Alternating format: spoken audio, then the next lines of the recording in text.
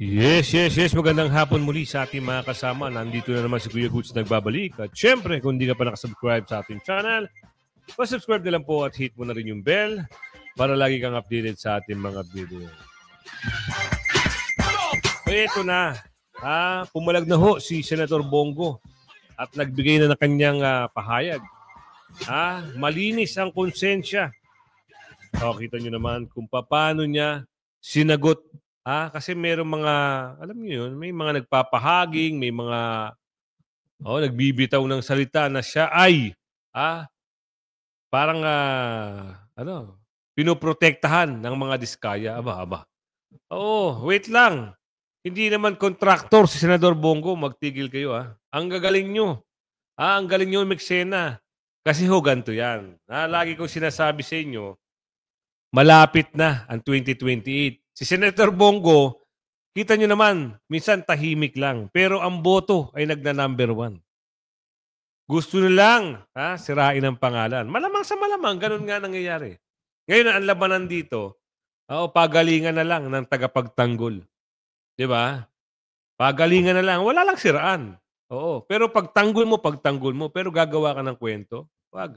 Di maganda. Ano meron dyan? Pasok natin. Kaya naman pala pilit na iniuugnay nina Boyeng Remulla at DPWH Secretary Vince Dizon, Senator Bongo sa mag-asawang diskaya ay para palagawan ng issue at masira ang pangalan ni Senator Bongo dahil napagalaman na tatakbo palang Vice President sa 2028 itong si Secretary Vince Dizon at kanyang kakalabanin si Senator Bongo. Kaya sa post ni Tony Del Prado, ganito daw pala si Vince. Vince Dizon, bilang dati mong kasama, nung bis ang buong suporta sa iyo ni Pangulong Duterte, 100% ang dahilan kung bakit ka nakapag-perform. Nag-abuso ka rin. Balikan mo ang Malaysian contract sa BCDA. Sino nga ba ang contractor mo sa RT-PCR testing? Ang PadLab? Baka may masabi sila sa iyo. Puro turo ka sa photo ops. Wala ka namang naitayo simula nang magsimula ka. Panayang send mo ng PR at mga litrato mo sa mga kaibigan mong media. Lumang-luma na ang galawan mo. Traidor ka sa mga taga Davao. Tinanong ka ni KMJS o Jessica Soho, hindi mo masagot. Malinaw na mas malakas ang lindol sa Davao kaysa sa Cebu. Nagme-meeting kayo ng mga kasamahan mong sina Galvez at Anyo sa Hacienda Pampanga. Nakitang-kita ang magagamit yan sa pagtakbo, boy. Sapatos lang, pwede na. Hindi ka makakaporma sa mga Gen Z tulad ni Barzaga at Leviste. Mas fresh sila kaysa sa iyo. Lumalabas? Siguro may pangako nga. Napapaisip tuloy ako. Akala ko, simpleng investigasyon lang. Pero bakit may lumalabas na parang, may pahaging, tatakbo. Ito naglalabasan. Baka nga siguro. Kaya pinipilit niya na parang nililihis kasi yung usapan . Alam niyo bakit? Imbis na unang imbestigahan niya itong Norte, ang nangyari, inuna niya pa yung Davao.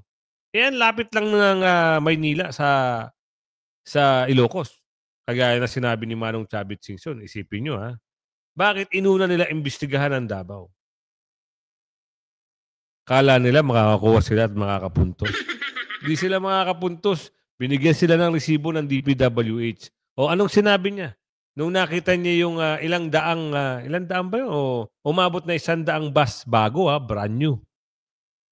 Ganda pala ng Davao. Ngayon, pahiya. Sinisilip niya yung ibang flood control project. Ano nakita niyo? Di ba nga? Wala kayong nakita ang mga anomalya. Kasi ang DPWH doon, merong resibo. At ang mga Duterte, kumpleto ng resibo. Di ba? Kaya maghanap kayo ng mga galing na mga tagapagtanggol nyo. Kasi alam nyo, kahit anong pilit na sira nyo sa mga Duterte, anong pilit na sira nyo sa mga, sa Duterte Black, kukunin kayo sa kangkungan. Lalo na yung mga kinukuha yung mga bulager, pinulot nyo na sa kangkungan, binihisan nyo kumari. Pero yung talas at isipan, wala. Oo. Magpanggap na lang sila. Hindi naman nakukuha sa padamihan. Diba? O, patalasan ng dila. At talino. Sabihin nyo, mag-research din sila. Ha? Kung makakapagsalita sila ng katulad na to, dire-diretso, walang halong script. Oo, ang problema kasi dito sa mga alipores nito mga to, yung mga tagapagtanggol nila ng mga tuta, walang, alam niyo, walang kukunin na utak. Kukunin lang puro paninira, minsan mumurahin pa. Alam niyo yun, doon lang sila magaling. Tuloy natin to. Goli, ulitin namin, hindi ka mananalo. Wala kang botong makukuha sa Visayas at Mindanao dahil traidor ka. Sumasabay ka lang sa Agos kung saan matutupad ang mga pangarap mo. Visit sa iyo, dati mong kasama na nagkakape. Dagdag pa ni Crisetio, my humble prediction is, anyone who runs under BBM and his party or his allies party will never win. The way Mar was cursed by being associated to Noynoy. Everyone who runs under BBM will also experience the hatred many people feel for this Doon admin. sila masisira. Kasi pansinin nyo mismo nga si Bungit-ngit Siran-sira na. Yung pa kaya mga alay, nasasabi sa partido niya, sabihin natin siya, hindi siya kasali kasi tapos na siya sa pagka-presidente. Kung, ang tanong kasi, kung aabot pa ng 2028, kasi meron na nagsasalita na sa October 31, magugulantang na lang mga, kasi ang dami daw nila. Sino nagsabi niya? Meron tayong ipapakita ng slide sa inyo. Kasi mantakin nyo si Congressman Eli, nagsalita na rin. Diba? Kung kayo ang may hinanakit, meron kayong mga sama ng loob, lumabas kayo, walang kulay-kulay dito. Napanood niyo yung kaninang vlog natin? Diba meron siya sinabi doon? Yun ang sinasabi ko. Huwag mag-iimbento. Lahat may resibo. Kita nyo ayan, nasa video. Isipin nyo yung iba kasi, yung mga bulager nila, kung ano ibigay na latag na script, yun na nakatatak. Walang resibo. Di ba? Nga. Ito may resibo, dokumentado. Kagaya nito, my humble prediction is anyone who runs under BBM and his party and his allies will never win. Sabihin natin, itagaan nyo na sa bato. Nanalo yung iba. Bakit? Ando si Garci, di ba? Nagawa niya ipanalo yung taga Maynila. Natalo na. Talo na yun, sabihin niya namang hindi totoo. Sabi ko, saninira ka lang. Yung Marimar naman, talo ng 1,000 sa pag-congressman. Tapos biglang nanalo. Naproklama pa. Ulitin natin, Duterte Party List. Panalo ng 2 milyon. Panalo natalo pa. Hindi pa nakaupo. Yung Gabriela, naiproklama. Ngayon nag-iingay, nasa kalsada. Yun ang gusto nila. Mag-isip-isip ka na ikaw boboto. Tandaan mo. Niloloko ka na ng mga dorobo. Yung sanang bahay mo na walang baha, dahil binoto mo itong mga dorobo, ayan, nagkalintik-lintik tuloy ang maano yan maiiwasan uli yan. Kung tandaan mo to, kung wala kang dorobong iboboto sa 2028. Kung Duterte Black lahat ang iboto mo. Yung pagbaha sa inyo, mawawala yan, promise. Uunahin yan. Uunahin yan ng mga Duterte.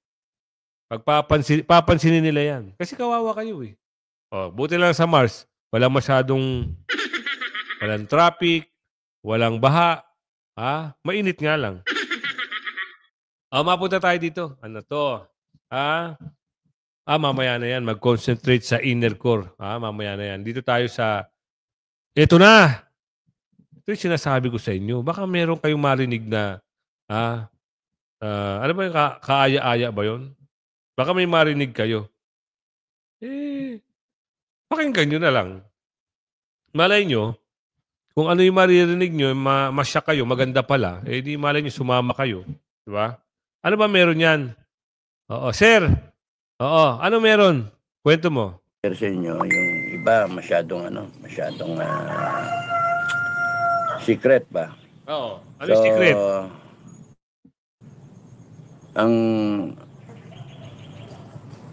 i-announce ko yung 31, October 31, November 1 and 2, you be with your families. Doon na kayo sa pamilya. Yung one time big time, iurong na lang yung one time big time sa ibang pecha. I'll just announce it. Kasi after considering all the given, lahat ng intel, lahat ng everything, lahat ng considerations, it's better to just go to your loved ones, be with family, enjoyin yung buhay nyo, enjoyin nyo lahat. Sabi ni Sir, yung one time big time suspended muna. Hindi ko alam kasi meron ding mga boses na iba eh. Oo, may bumaboses na iba. Hindi ko alam kung totoo si Sir sa one time big time. Oo. Parang, ano ba to? Pwede bang masabi na yung iba nagsasalita tapos ito postpone muna? Ano ba talaga ito? Sir, kami nagtatanong lang. Magkakasama ba kayo nung iba na merong one time big time? Tatanong lang kami, Sir Kung sa iyo, postpone ng one time big time, sa iba, postpone din ba? Wala pa akong sinasabing date, mga kasama. Kaya, nagtatanong tayo, kung yung one time big time ba na sinasabi ni Sir, na wag muna, paano yung merong panawagan doon sa kabila eh? Ano yung panawagan? Naku, meron kong post sila doon na sa October 31, ayun ang petsa. Na ano, Kuya Goods? Kung ikaw matalas ang isip mo, magaling ka makaintindi, alam mo na siguro kung ano yun. Pero bakit dito kay Sir, nagtatanong tayo, gusto nating malaman, ano yung one time, big time? Postpone? Tuloy. Enjoy the long weekend. Yung rally ng October 12, muntik-muntik na yun, na sinasabi na million na lalabas. Buti, walang lumabas eh. Kasi ang parang nakukuha kong impormasyon, magulo nga eh.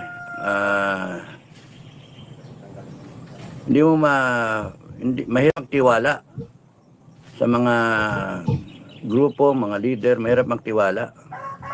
Kasi yung iba, parang sumasakay lang, gagamitin yung mga tao para matupad yung kanilang mga balak-balak. No? That's why, ako, pagka may kausap ako ngayon, ang lagi kong tanong, anong agenda? Anong agenda? Tapos noon, ano yung game plan? Ano yung gusto mangyari? And then, ako naman, sinasabi ko, sa Constitution ako, pinapanood ko kung ano yung reaction. Sa Constitution ako. Ergo, kung sakasakaling BBM ay may nangyari sa kanya o mag-resign o kaya is forced to resign by the Filipino people dahil sa sobrang galit na ng taong bayan, sobrang mali na yung pinagagawa. By succession, the Constitution says it's the Vice President who should replace, not anyone else. So, excuse me, hindi pwedeng yung manok mo ang iuupo mo. Teka lang, Sir. So, yung sa'yo, sa October 31, postpone muna. Paano yung sa iba? Oo. Ngayon, mga kasama, i-analyze nyo. Alamin nyo. Kasi, baka mamaya, yung iba, sa 31, alam niyo yun, lumabas, tapos yung kay Sir, hindi tuloy. Medyo napapaisip din ako Ano kaya? Basta, alamin nyo makiramdam kayo mga kasama. Yung iba kasi, merong mga agenda. Yung kay Sir lang, postpone muna kasi dun muna sa loved ones. Sir, wag na nga namin panoorin muna yung wag muna tayo mag-reaction kay Sir. Kasi nagulat kasi, merong nung nakaraan, sabi, may 31. Ngayon, hindi na muna. Aba. Confusing. Na-confuse ako bigla. Pero Sir, kami nag-reaction lang Wala naman tayong sinabing masama sa inyo. Basta ang sinabi mo lang, wag muna. No, tama ba? Yung pagkakaintindi nyo, wag muna. Dahil doon muna kayo sa loved ones. Yung gusto lang natin na marinig, makita muli, yung sa 31 na sinasabi, ang alam ko sino ba yun? Makabayan ba yun? Makabayan ng pangalan nun. Meron siyang post eh. Mamaya hanapin ko. Samantala dito, DPW Jusex Perez nag-resign. Bakit? Bakit ka nag-resign? Yan ang katanungan. Baka, kasi nabis to eh. Kumakausap daw di umano, kumakausap ng alin? Kumakausap na daw ng kontraktor. Yung nabulgar ni Kong Libiste ng Batangas. Nag-resign ang Undersecretary ng DPWH na inakusahang nakikipag-usap daw sa mga kontraktor. Meron pang dagdag na akusasyon si Congressman Leandro Leviste. Nasa frontline ng balitang yan si Marian Enriquez. Hindi pa man nagiinit sa pwesto, nagbitiw na agad ang Undersecretary ng DPWH na si Ari Perez matapos madawit sa isyu ng umano'y mga contractor appointees sa ahensya. Si Perez ang opisyal na pinangalanan ni Batangas Representative Leandro Leviste na base sa mga narinig niya. May ipinangalanan na po akong isa at yan po ay si Undersecretary Ari Perez. Siya po ay may history sa mga dati niyang mga posisyon na hindi masyadong maganda sa bidding at sa procurement. At siya ay nakasama ni Secretary Dizon sa BCDA. Inakusahan ni Leviste na nakipagkita at nakipag-usap umano si Perez sa mga contractor ng DPWH sa labas ng opisina nito. May mga red flag tulad ng bakit sa labas ng opisina sa mga contractor na magbibid sa mga proyekto. In the context of DPWH, we should hold our officials to a high standard. We cannot give them the benefit of the doubt. Ayon naman kay Secretary Vince Dizon, kusa nang nagbitiw si Perez para hindi umano makaistorbo sa paglilinis ng ahensya. That's very unfortunate. It's very unfortunate, but you have to give it to former Undersecretary Perez. May dikikadesa siya, may dignidad siya. Hindi siya kapit tuko. Siya na mismo. Ang tanong, sir, ikaw. Tatanong lang nagtatanong lang, hindi siya kapit tuko.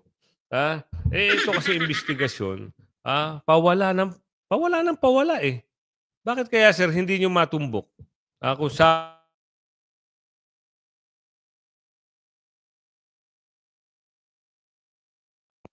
lumalabas dito, nag-iimbestiga kayo. Sorry nawala yung microphone. Lumalabas, nag-iimbestiga kayo, pero imbis na malaman ang katotohanan, parang ang katotohanan ang mismo naghahanap. Na mawala sa usapan. Bakit? Baka merong kumikilos para talaga dyan. Diba? Yan ang alamin natin. Tuloy. Pero, ganun talaga ang gobyerno. Dagdag pa ni Leviste, base ulit sa mga sumbong sa kanya, marami pa raw sa appointees ni Dizon ang may koneksyon sa mga contractor. May mga contractor pa rin daw na nagre-reklamo ng kickback at pasikreto raw na nakikipag-meeting ang ilang opisyal ng DPWH. Talamak pa ang kickbacks sa DPWH. Nilapitan sila ng mga contractors at sana i-disclose nila ang mga meetings na ito at i-assure nila ang taong bayan na hindi sila tatanggap ng kickbacks.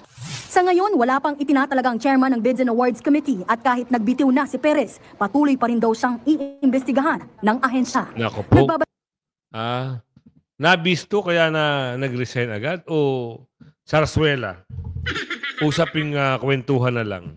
Kasi ito nabuko siya kahapon.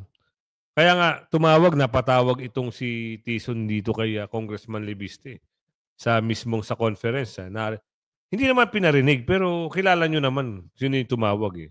Diba? At yun doon sa parang base sa usapan, diba? Dapat alamin kagad kasi meron daw kumakausap doon sa mga kontraktor. Baka talagang ganun talaga ang gusto nila. Iniimbestigahan nila para pagdating ng araw, sila naman ang kukubra. Sabi ni Aling Marie. Ano meron ngayon dito? Malinis konsensya ko. Yan ang mga pahayag ni Senador Bongo. Dapat malaman ng taong bayan na itong mga banat kay Senador Bongo ay isang pamumulitika, isang sarswela, at isang, alam nyo na, isang bagay lang yan dahil malakas si Senador Bongo sa 2028. Kaya ganyan siguro ang galawan nila. Pero yan ang tanong, naniniwala ka ba na itong si Senador Bongo ay napakalakas sa 2028. Ako naniniwala ako. Nag-number 1 yan eh. Ngayon, yung midterm, nag-number 1. Diba? Simple lang siya. Wala siyang halong paninira. Wala siyang halong mga paparinig-parinig. Pero pinakita niya at pinakita ng taong bayan na malakas si Senador Bongo. Diba? Malaki kasi na imbag ni Senador Bongo, lalo-lalo na sa malasakit. Yung mga nabibigyan ng tulong sa mga gamot. Bongo, tinanggi na may koneksyon sa Diskaya. Pasok. Naman si Senador Bongo matapos muling makaladkad sa flood control scandal. Kahit daw pamilya niya, handa niyang kasuhan kung talagang may kasalanan. Narito ang agenda report ni Hannah T. live mula sa Senado. Hannah, ano pang sinabi ni Senator Go? Pinky, malinis daw ang konsensya ni Senator Bongo at nanindigan siyang hindi niya raw ginamit ang kanyang impluensya para makakuha ng mga kontrata ang kanyang pamilya sa panahon ng Duterte administration. Huwag niyo po ipahid sa akin ang dumi para kayo ang pumuti. Huwag naman pong ganun. Ano to? May cover up? Ano to? Para ilihis yung atensyon sa totoong may kasalanan? Bumuelta si Senator Bongo sa pagkaladkat ulit ng kanyang pangalan sa flood control scandal. Sa programang On Point ng Bilyonaryo News Channel, sinabi ni Ombudsman Jesus Crispin Remulla na tila pinoprotektahan siya ng tinaguriang flood control king and queen na sina Sara at Curly Diskaya. Yan matapos nilang wakasan ang kooperasyon sa investigasyon ng Independent Commission for Infrastructure o ICI. I think they've been protecting Bongo. The joint venture that they had with the CLTG with the family of Bongo. That's one of the protection, one of the people that they will protect, to be blunt about it. 2017 na magka-joint venture ang St. Gerard Construction ng mga Diskaya sa CLTG Builders ng ama ng senador na si Desiderio Go. Lumabas sa isang 2018 report ng Philippine Center for Investigative Journalism na limited ang eligibility ng CLTG Builders para makapagbid sa large-scale projects, dahilan para pumasok sa joint venture deals sa malalaking kumpanya gaya ng St. Gerard. 2017 pa lang, nakalikom na raw ang CLTG ng billions worth of projects sa Davao Region ayon sa PCIJ. Ilan sa mga ito delayed umano at unfinished. Ang conflict of interest umano ang isa sa pag-aaralan ng ombudsman para magkaroon ng restitution o yung pagbabalik ng kinuha sa taong bayan. Marami kasing nangyari dyan na may conflict of interest talaga, especially marami sa congressmen. They were even the contractors. Tapos na yung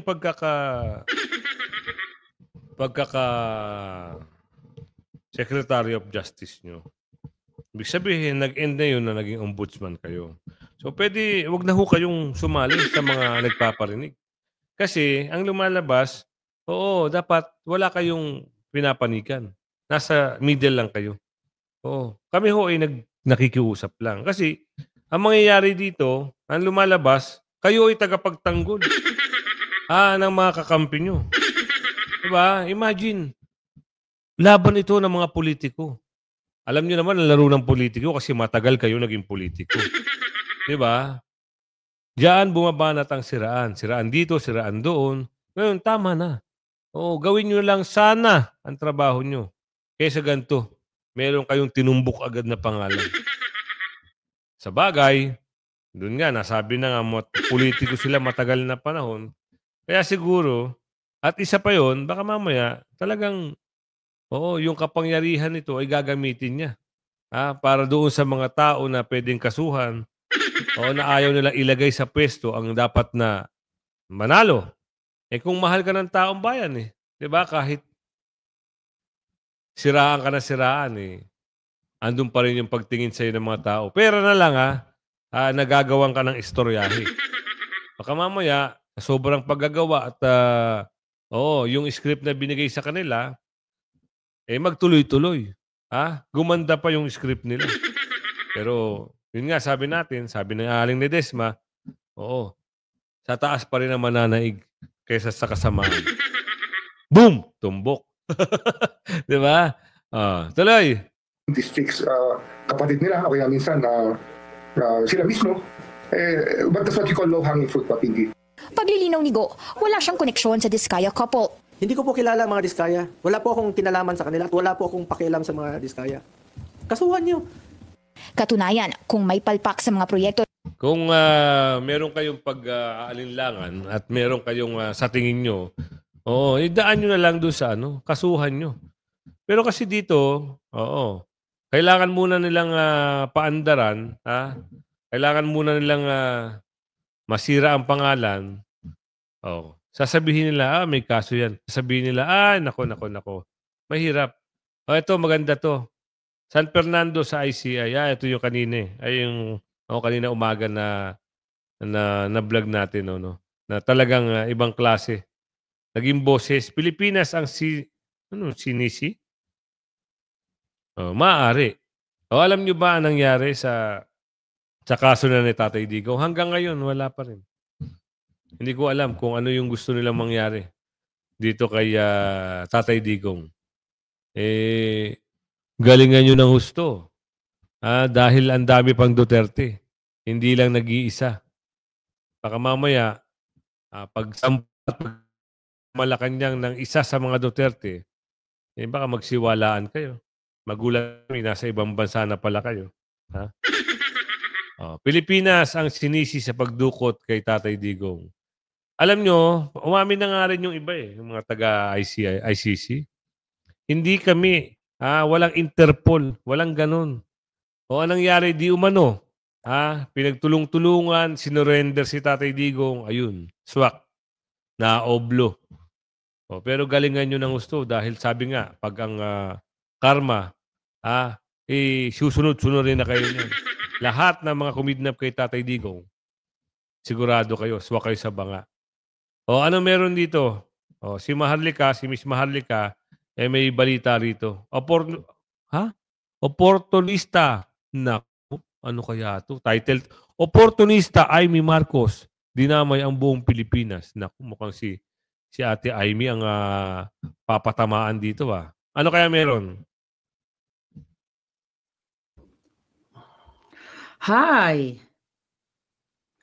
Hi, magandang umaga Pilipinas, magandang gabi, at syempre magandang umaga kung nasaan kayo naroon. Today is Friday, October 17, 2025. Baka mapunta tayo sa ibang mundo. Dito ko. Di ba? 7:22 a.m. Okay, so welcome to Switzerland. Okay, nasa Switzerland tayo ngayon, di ba? Bongga ang ating outfit. Okay. Hi, Plastica, May Roa, Trixie, Cañete. Late na ako Advance na natin Ano meron ito raw. Ng ICC, kunuli, inaresto at sinuko ng Republika ng Pilipinas ang isang Pilipino. Okay, alika rin.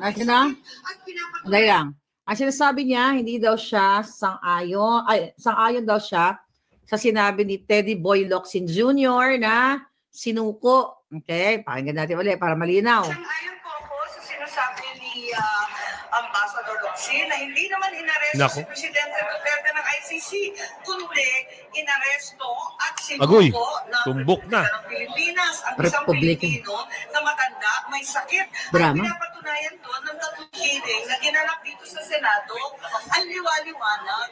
Kaya talagang nakakalungkot, lumo itong nangyari sa atin. Okay? So doon lang yun. Yun na. Pakinggan natin itong si Miss Maharlika. Hindi ko alam, hindi kasi ako din naging muli. Puro drama-drama. Okay. Naku. Okay, wala namang kwenta yung iba sila. Kaaway ata sila. Okay, mga kababayan. Okay, sabi niya, nalulungkot po ako, baliskad ng iyang ang iyang mukha. Okay? Dahil sa kakachurva. But ganun pa man, nalulungkot siya. Diba? Isa-isahin natin yung sinabi siya kasi matanda na, may sakit na, sinuko ng Republika ng Pilipinas. Lala.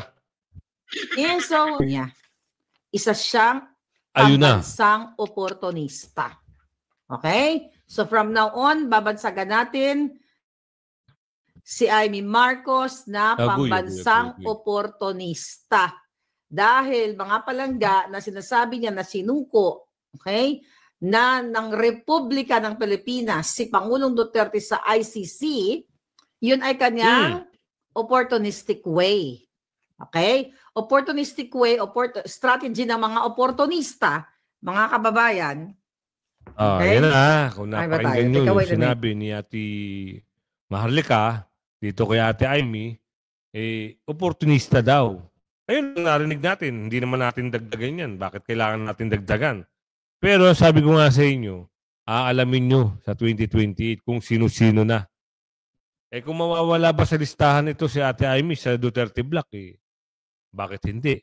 Kung nandyan pa rin, kayo na bahala. Basta ako hindi ko sa binoto. Ang binoto ko, yung dalawang pinasok ni Tatay Digong. Unasan tsaka si Rubin. Yung dalawa, kita mo yung isa, budol na. Hindi ko alam sa 2028. Kayo na bahalang humusga. Pero hanggang sa muli, like and share. Bye-bye!